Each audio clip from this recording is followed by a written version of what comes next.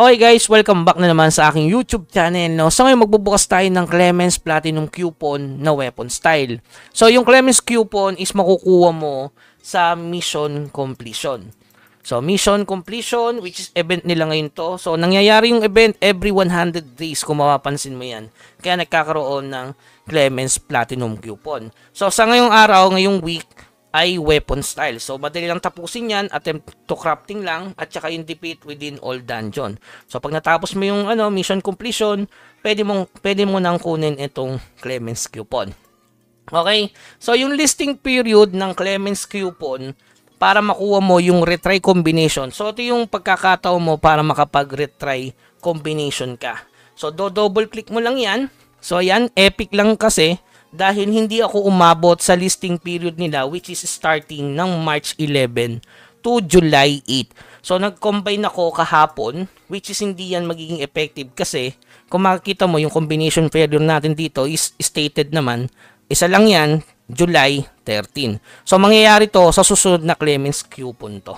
Okay, so ganun talaga. Ito ay maganda din dahil retry combination yan kapag hindi nag-success yung kinumbine mo, yung pinakahuling kinumbine mo na halimbawa rare to epic, epic to legend, legend to mythic. So kung ano yung pinaka mataas ang rarity, yun yung magiging priority. So double click mo lang. Syempre yan, number of failures o ibig sabihin niyan kung ilang beses ka gumamit ng retry. So, halimbawa, napuno yan ng 5. So, yung susunod na combination yan, nakalagay naman dito, stated. Additionally, the combination retry fails for an accumulated amount of 5 times. The next combination retry is guaranteed to be success.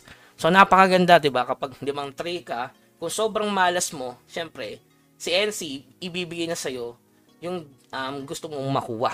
Which is yung, kung legend ba yan, or mythic. So, medyo mahirap siya 5 beses. So, every 100 days nga lang yung count nito. Ayan, nakalagay naman pala dito eh.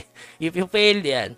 The highest grade among the grades with failed combination attempt, if you obtain an epic or higher grade after retrying the combination, the result will be stored, confirming changes. Okay, so kapag wala kang kinumbine, halimbawa, hindi ka nag-combine ng rare, mapupunta ka sa crafting. So, pwede mo tong ipang-craft materials dito.